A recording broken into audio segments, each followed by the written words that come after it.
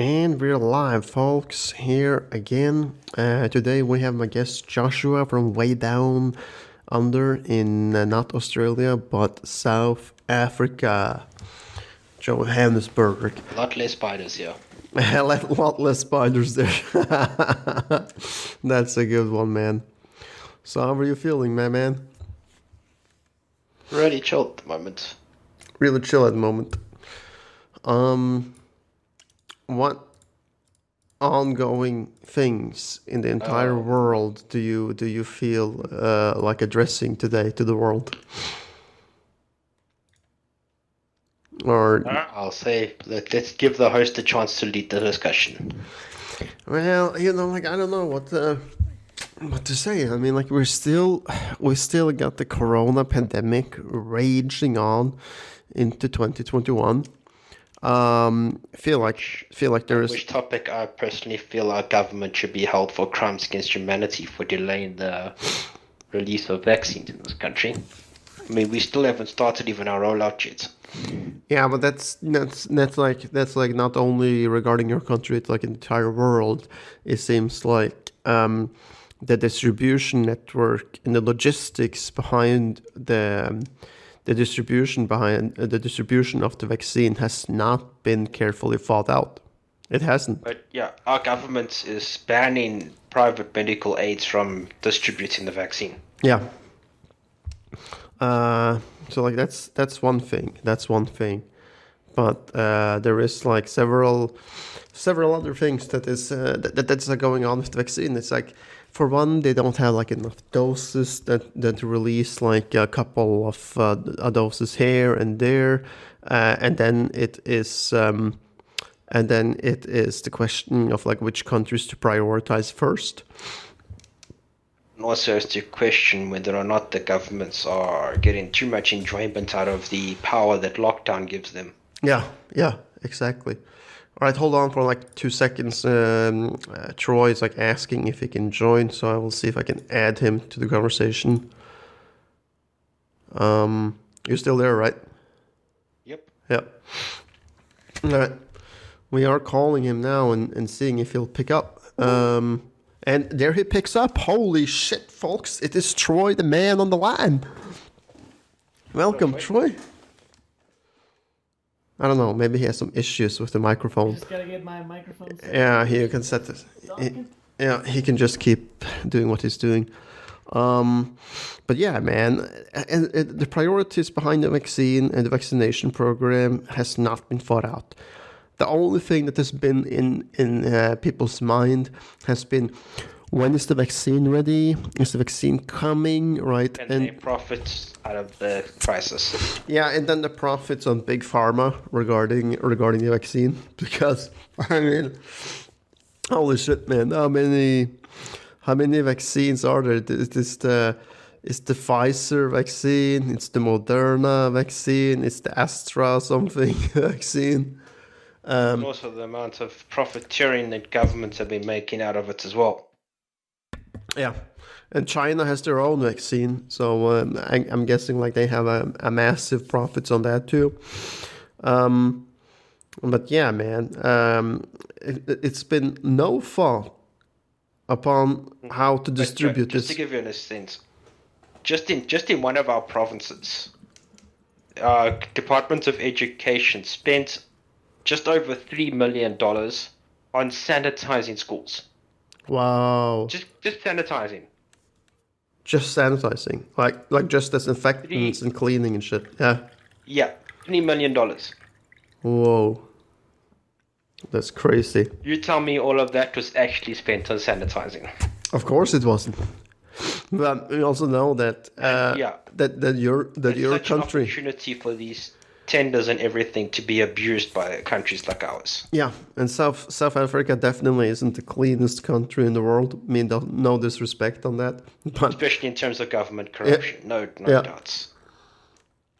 I mean, we're not the worst. There's like America and India and China and Russia, but yeah, we're definitely high ranking. yeah, there's definitely people people lining their pockets in South Africa.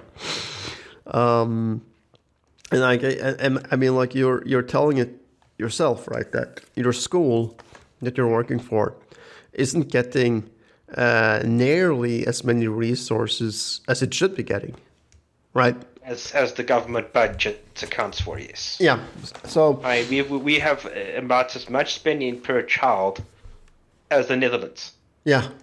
So when you're looking at like how a kid is like growing up and how a person is educated in the Netherlands compared to how a person is grown up and educated in South Africa in your school, you gotta be thinking, what the fuck? What the fuck? Like that your student is allegedly being budgeted and spent just as much money on as somebody in the Netherlands. How is that possible? Yeah, when we've got classrooms in first and second grade, which is like 7, 8-year-old kids that are sitting with more than 50 kids in a class. Yeah. Yeah. It's outrageous. Holy shit, man. Like, or there's schools that have still got pit toilets. My God. Like literally just a pit that they do their business in. Wow. That's fucked up.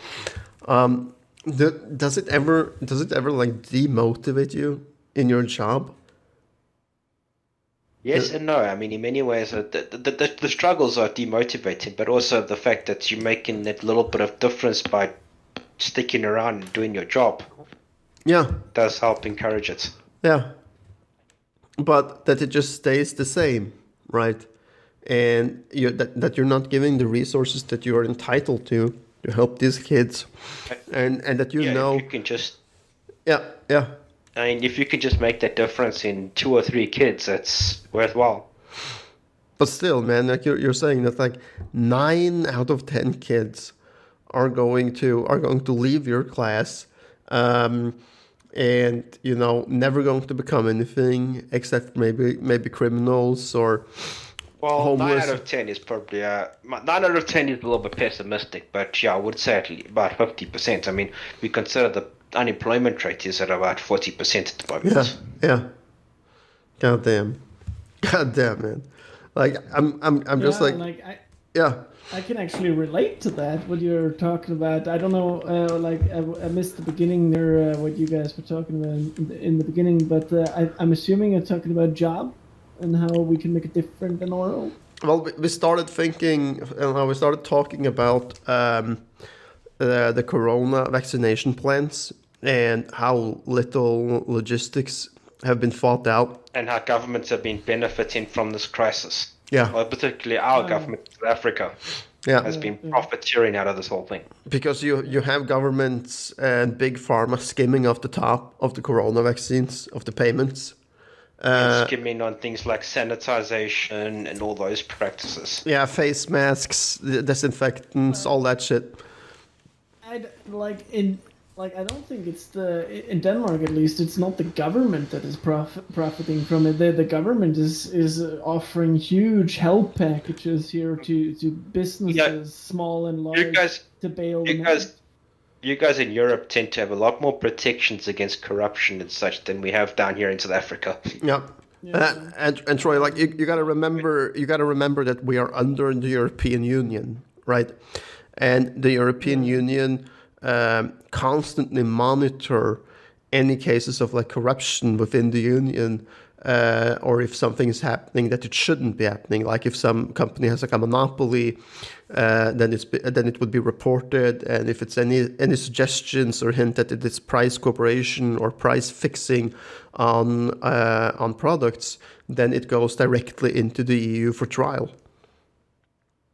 Yeah, exactly. And for the rest I wouldn't say the Danish government has profited on the crisis. Actually, I think quite the opposite. The Danish government is much more in debt now than they were before the crisis. Yeah. But if we are talking African countries like South Africa or America, then sure, there's going to be people skimming off the top, ordering face masks for $10 million when the real price is $9 million. You know what I mean? and receiving a $10 million budget, and then just have like $1 million they can just stick in the linings of their pockets, right? Yeah, then you also see the shops and and markets profiteering out of it too. I mean, the price of things like garlic and ginger in South Africa now is like skyrocketed because those things are believed to help with flu. Holy crap! But yeah, Troy, like there is some cases in Denmark that sure it doesn't involve the government, but it involves private people taking advantage of these help packages, right? And saying that, oh, my business, people trying to take advantage out of the crisis. My business is going under. Give me $1 million, yo. And then when they receive the $1 million, it is not being spent on employees or shit like that. No, it's spent on a new Lambo or something. That's an actual case, by the way, Troy. You can link it in the description. But yeah. But it's always going to be people and governments that is taking advantage of a crisis like that. And it's not necessarily always even financial. I mean, one of our health ministers has been used the COVID thing initially to forward a vendetta against cigarettes. Yeah. By banning tobacco sales in the country. Yeah. Goddamn. South Africa, folks. I just keep getting the only country in the world where cigarettes and alcohol cause COVID. I keep getting it in my head when you told me about that if you work as a truck driver in South Africa, then there is a very big chance that you're going to get robbed depending on what region that you're working in. So cash and transit hijacks are a regular occurrence. Yeah, so if you're driving like a money transport or cash transport truck, right? Then I'm envisioning in my head that South Africa is turning into a scene from something like from the Mad Max. From Mad Max. Yeah, where you have 5 cars, motorbikes, and armed people with Uzis and shotguns. One of the typical things that they do is they knock the thing off the road and get it on its wheels and then light a fire under it. Holy crap, man. Your country is like Mad Max, man. And we're not the worst out there. No. That's the scary part. Yeah. We're still tame compared to the rest of Africa. Yeah. Definitely, man. And I seen that there is some countries in Africa that they're planning on distributing the vaccine via drones because traveling on the roads is too dangerous. Or at least traveling on the roads without having several $1,000s worth in bribes. Yeah, or a lot of heavy security. Man, but again, man, I don't know. When it comes to Africa, I can't help but to think that it is not all of Africa's fault that it's fucked up, because Europeans. I mean, there's a lot of history to blame for it, but I mean, on parts, there's also their own fault too. Yeah. But you can only go so back and blame history for something without doing anything to fix the problem. Sure, but Europe really did fuck Africa up. Yeah, no, there's no doubts about that one. Yeah. With colonization, slave importation, and all this kind of crap that has followed with it. So it seems like Africa has always been this pit. That the rest of the world can just use to grab money out of, And, I don't know if this is changed today because still today, world governments are owning stakes in diamond mines and cobalt mines in the Congo. And most of Africa would be able to break free of this if they would just get their own governments under control. Yeah. But why aren't they? Why aren't they doing that? Getting it under control? I think one of the big things goes historically is, democracy is something that is not natural to most African cultures. How so? It was introduced by force. Democracy was introduced by force to Africa by the colonial empires. Yeah. But why did it stick So around? now they're working under a political system that their cultures did not adapt to. Wow. Man, that's just fucked up. So, like if none of the colonization happened to Africa, where would we be then in Africa? I think that depends very much on where you look in Africa, because Africa, for one thing, is huge. Yeah. North Africa before colonialism was actually very, very well built up and civilized. I mean, the first universities were in the North African provinces. Yeah. The University of Timbuktu. Yeah. And of course, So, we're talking about the countries Britain, France, Germany, Belgium, Spain, Portugal, and Italy, who and the Netherlands. colonized. And the Netherlands. Yeah, and the Netherlands. Netherlands didn't colonize much of Africa at all. Only South Africa for a short period. Yeah. But still, they were part of it. Yeah, but Africa, they wouldn't have much interest. No. But I still think like that the Netherlands occupation was strategic because it was it was all about the spice trade. That was their business. Yeah, it was like Cape Town, and that's a really important strategic trading position regarding reaching especially the rest. Especially back then. Yeah, to reach the rest of the world, and it would kind of like be the last port to reach if you were voyaging on a ship directly to Africa, to America. The whole reason of the existence of South Africa as a country is due to the trade, the refuel stop that was built here. Yeah. The whole thing was to go around the Cape Horn to get to India. Yeah. Holy shit, man! Can you imagine back then? 50 days on the water, seeing nothing but oceanfront and water. It typically would actually sail alongside the coast, so most of the time, some of the land would be invisible. Yeah. Most of the time, but when they would make the jump, when they would decide to break free of the mainland to cross the ocean to South or North America or India. Then if you're in India, you wouldn't go across the ocean. You'd go along. Yeah, you would go along the coast. Yeah, that makes sense. So that would be like a less harsh journey than South Africa to America. Wow. Yeah. Okay. Let's move on a little bit. I do want to say though that I do feel like Cape Town seems to be like one hell of a tourist attraction to go to because it has some scenic.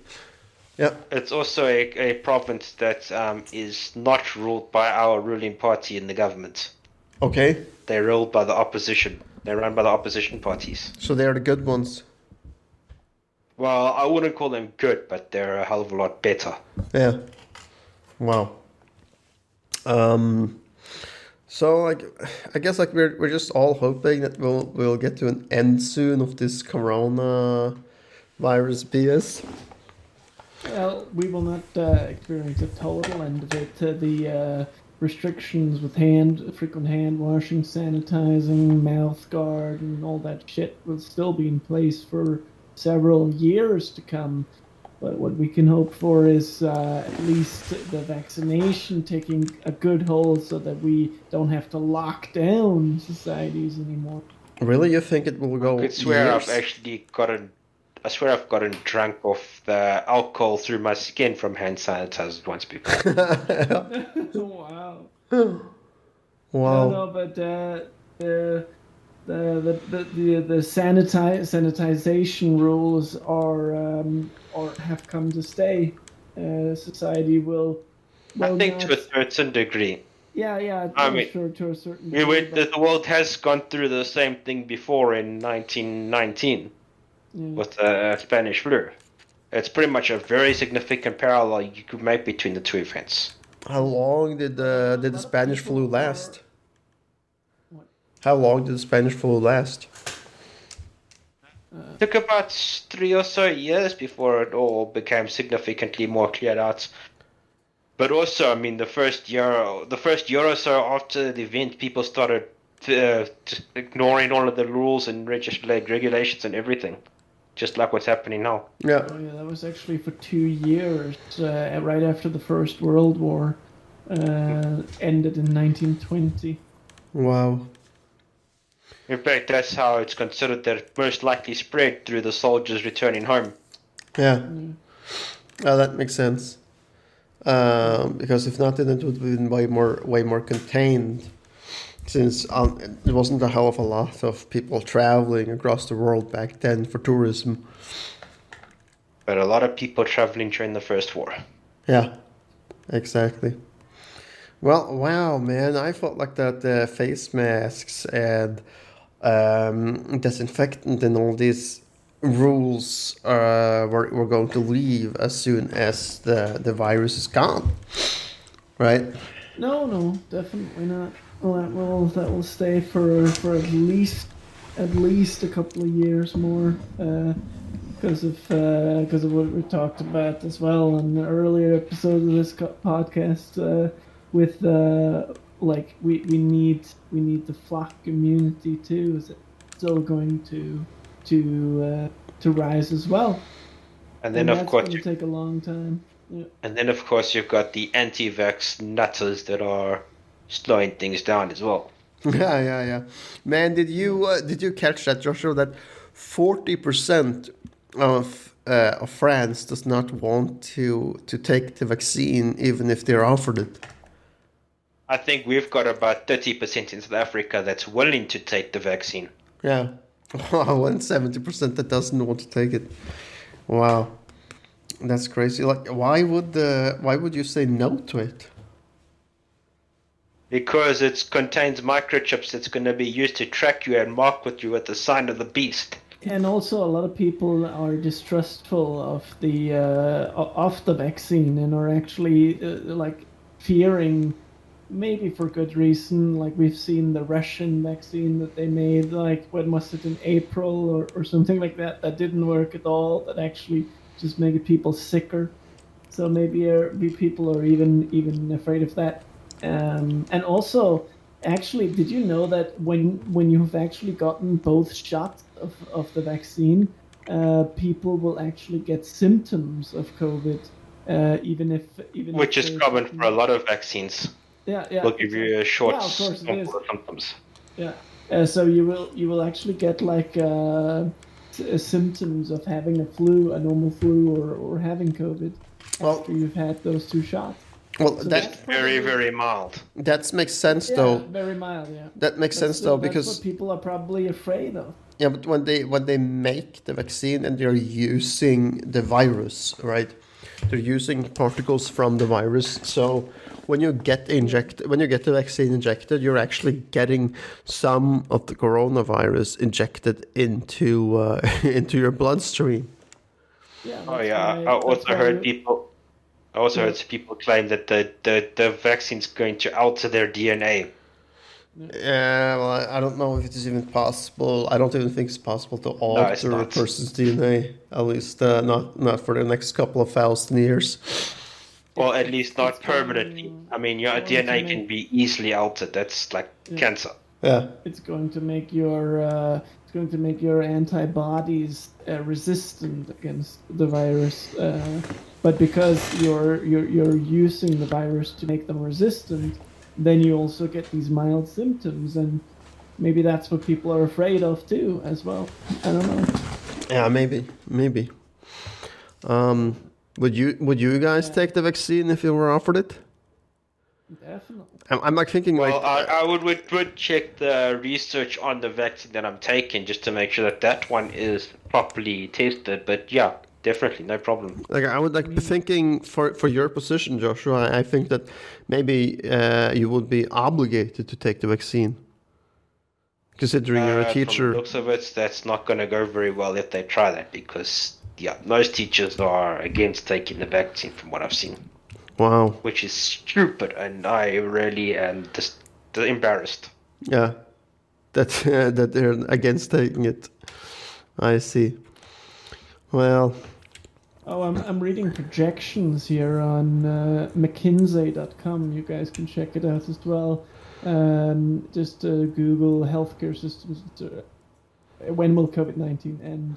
Yeah. And these projections are actually showing March 2023. That's when the whole thing. That's when we will definitely be over. Return to normal. Yeah, I think that's about right. Yeah. Yeah.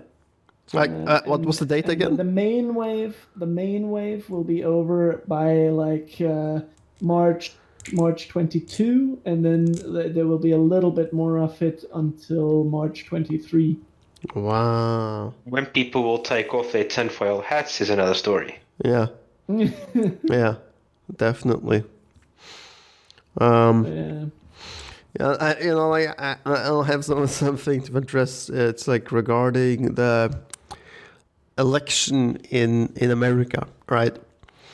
So I was like reading this article. I will find it if I can and post it in the description of some homeless dude that's been homeless for 12 damn years in DC, right?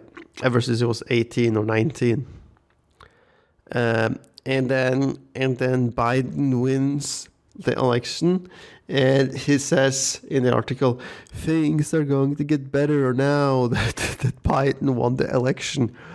And I'm sitting here and I'm like thinking, how the fuck is that going to change things for you?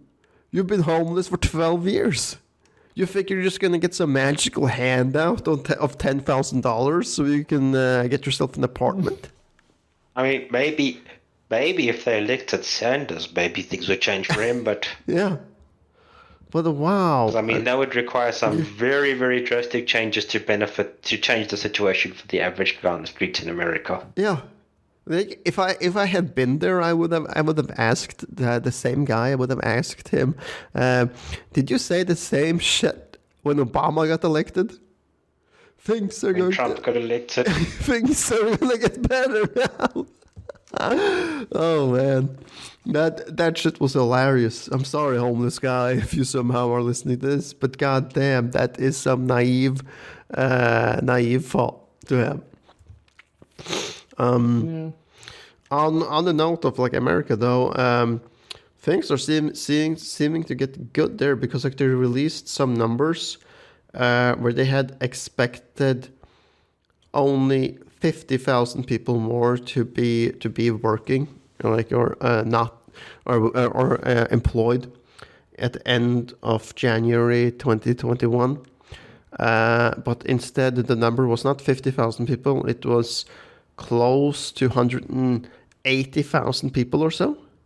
I'm gonna check that while we're talking. But goddamn. But I guess like that just shows the American mentality of like, gotta get back to work, gotta get back to making those money. Well, I mean, if they're not making that money and back to work, they lose their medical aid, and then if they get COVID, they're fucked. Yeah, and not only that though. I mean, like. The average American lives month by month, check by check, right? They don't have 6 months or a year's salary backed up on a buffer account. They don't have... It's amazing how few people realize that just how much America is, like, fits more in with Africa than anywhere else. Yeah, they do. And they don't have any unemployment money. Right, except for like a lousy couple of $100 or so a month that isn't even enough to cover rent or food, to put food on the table for kids, right? So, man, like I keep... Well, they have unemployment checks, but that's like regulated with the employer. Yeah, it is. And if they are assholes, they can just say, no, we're not going to give you. Yeah. And it is like really, really little, man. Like no way anybody in America is like getting $1,000 a month in unemployment checks. So like like this is just a mentality that I don't get it. I don't get it. Why would you accept a system like that? That doesn't help you. That doesn't help you when you are down on your fucking knees with your dick in your hand asking for help. Right? Yeah. It's like it's what I've always said. If a society works like this, it is asking for corruption of the poor, and like what does an individual do if they cannot get a job, Yeah. and if they cannot get money from anywhere else, you have to steal. That Yeah. is the only option. Yeah. But I mean, like, it is just so fucking demoralizing to see all these fucking homeless camps and homeless people in Los Angeles, right? Because like by the way, Los Angeles is like the second city in America with the most homeless people. In total, there is over 500,000 homeless people in America right now, and LA has like 50,000 of them, and New York has 70. Wait, guys, it's getting late here this side. I think I will be leaving you guys tonight. That's fine, Joshua. Like, really, thank you for tuning in and being on this episode. And I hope that you will be able to like do another episode with me again soon. Yeah, sure. Sure. All right. Just poke me on Discord and I'll join. All right, man. Thank you for joining. Goodbye. Goodbye, man. Yeah, man. And it is just so fucking demoralizing to see that happen, Troy. It really is. I mean, like, I'm gonna pull up some pictures here for you guys to see it. But like, fuck, man. Look at Skid Row. Just Google Skid Row, Los Angeles on Google. Right. That's another thing. Where there's like thousands upon thousands of people sleeping in tents in Los Angeles. All homeless, right? And then after that, just pull up Venice Beach. That was like a couple of years ago. There was no tents on Venice Beach, and like Venice Beach is like a really popular tourist attraction in LA, right? Yeah, of course. With like food trucks, restaurants, and like this is oceanfront's prime property and all that, right? And then just like fucking, I'm gonna put a picture for you here, right? And then look at Venice Beach now. Putting it right there, Troy, so you can watch it in the chat. What the fuck? Wow. Right? And holy shit, man. and I'm like asking, like, because how many billionaires are living in Los Angeles? Yeah, it's like the most contrast you can have in any city in the world. Yeah.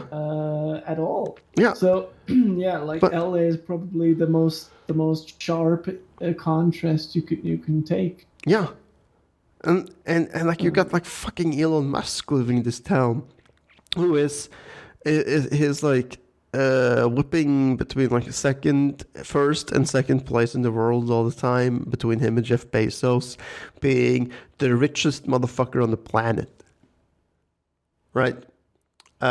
With over $150 billion in his savings account, billion. And I'm wondering, like, how the fuck can you live in this place, have all that money, and walk past that every day, or knowing that that's in your city? Yeah. And it wouldn't even cost you a fraction of your total fortune to be like, okay, you know what? I'm going to help these people.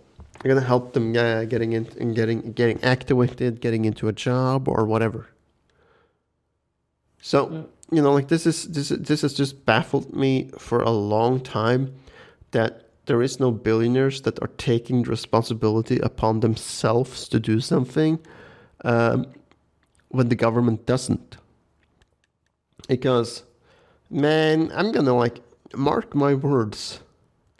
During the 2 terms that we have Biden as president, nothing is going to change with this picture. That's quite a prediction there. Yeah. Like, Yeah. Gotta get Biden for 2 terms. Yeah. But yeah, Yeah. I might think so too, because honestly, like, there is not many other candidates that might fit. But what we might see too is like that Biden will grow dement or something, and then Kamala Harris takes over. But I That could don't also know. happen, and Might be it would have a a, little more far fetched. yeah, but sure, that could happen, and we would get like the first female black Black president president. and female and black president ever, right? Yeah. But yeah, man. But like, what do you see? Like, do you see that he would be like, yeah, I'm gonna grant this $1 billion package and help getting homeless people back into work? I hope so. I hope so. And I mean, like, it is the Democratic Party, so you can only hope so. But there are so many issues to deal with for the president. As we've like now, of course, Trump was not interested in much other than the economy and the fucking business sector.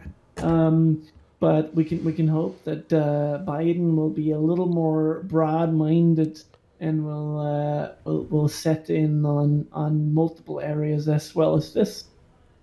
Well, sure. But is it likely? I mean, nothing changed in any way when Obama was president. No, exactly. That's why I'm concerned too. Yeah. That Biden is just a loyal dog to the politicians, and that he will just restore politics after the mess that Trump has created. I think so But too, man. Because that, but I don't know if it's going to change. no, But then because again, I'm hopeful. I think. but I mean, like, this is a problem that is just going to keep growing and growing and growing, right? Yeah. And you know, like, what's even more fucked up, man, is that, man, I wish that we were there, because like I would have wanted to talk to these people, and I would ask questions like, so how come you're here sleeping in a tent on Venice Beach? Are you camping? Nope, I'm homeless. All right. What did you use to do before you were homeless? Because they all probably have had some type of job, right? Yeah. And I know that Everything just went to hell. yeah, but there's like also another reason for it, is that, you know, like they are in Los Angeles, right?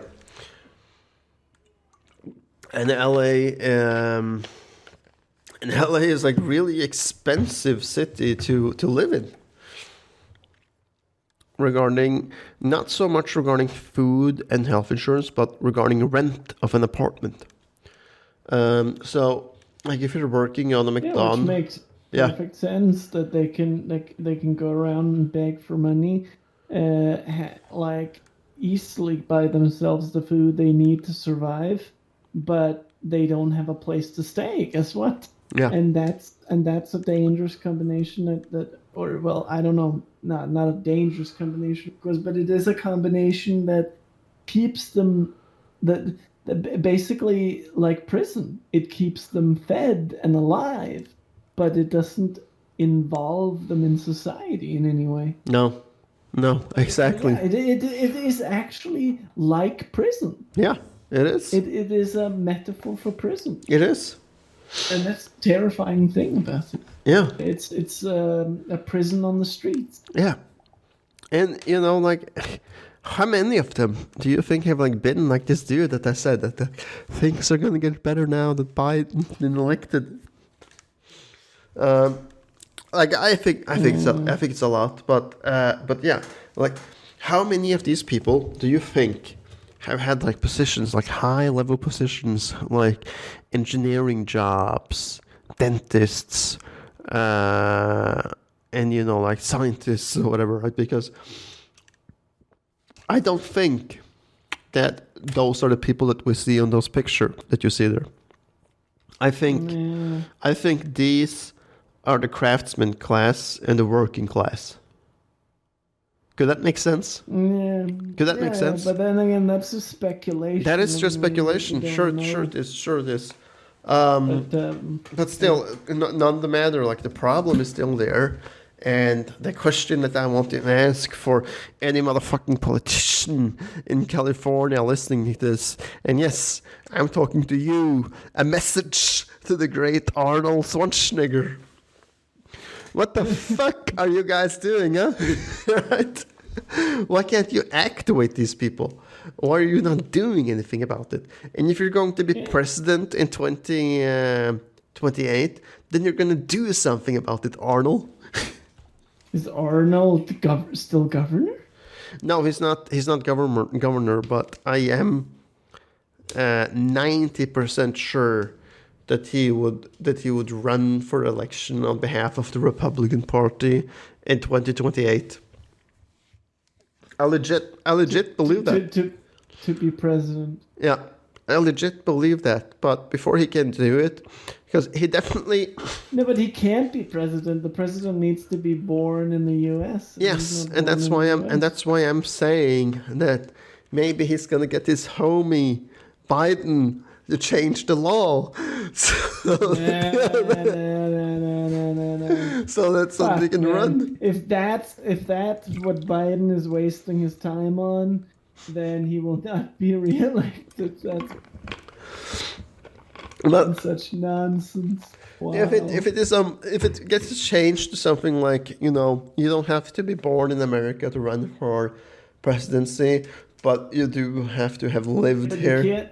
You can't change. You know how hard that is to change. We're talking about a change in the United States Constitution, and you know how many fucking constitutional capitalists and Republicans there are in America that will fucking downvote that. Their vengeance and fury. I wonder what would have happened if he ran anyway. Because. Like according to American law, then you also can't enter the presidential election without having political background, such as like being senator for X amount of years or governor or something, right? But Trump just ignored that and being like, fuck that, I have the money to run.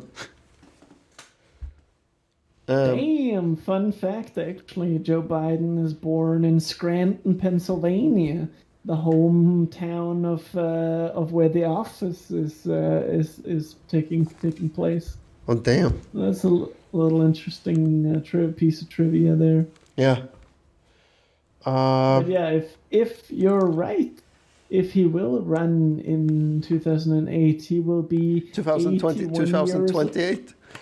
Then he will be 81 years old. Yeah. Yeah, man. 3 years older than Biden is. Yeah, but that's Arnold, and he would be like pumped. He would be pumped up. Yeah, he would probably stand there with a cigar in mouth still. I ain't going nowhere. Yeah. Exactly, man. Exactly. Pumped up from a 3-hour session at the gym. But yeah, man, I think we're going to turn it off soon, unless you have something to add. No, I thought like it is getting pretty late, as Joshua said. It was nice to have him on again. Yeah, for once. And again, folks, like, do something about this homeless problem.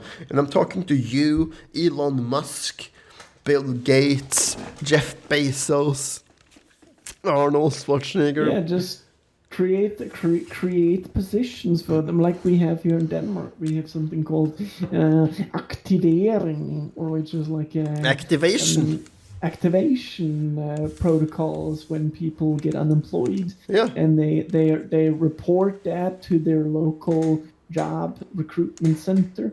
Then they go down there, and then in order to get your unemployment money, you have to go out into some company or something and help out. Yeah. And then they create a fucking position, and I actually endorse that idea very well, because then like you don't get overworked either, but you work for the unemployment check, you work for the money that you get from the government. You do something for that money. You don't just fucking sit at home and pull your dick, please. Yeah. You actually get off your ass, and you get fucking as the word says, you get activated, so that you're ready for more serious jobs on the job market. So I think that's a shout out from me there to all these fucking fapped Americans who are like, it's either earn millions or you live on the street. Yeah, you're either a millionaire or you're nothing. Right. Which is a fucking black and white bullshit way to live. All right, wise words to conclude this podcast episode of The Corner from my main man, Troy Alexander, on the other end of the line here. And peace out. Until next time, don't remember to subscribe, like, comment, and all that bullshit. Thanks, yo.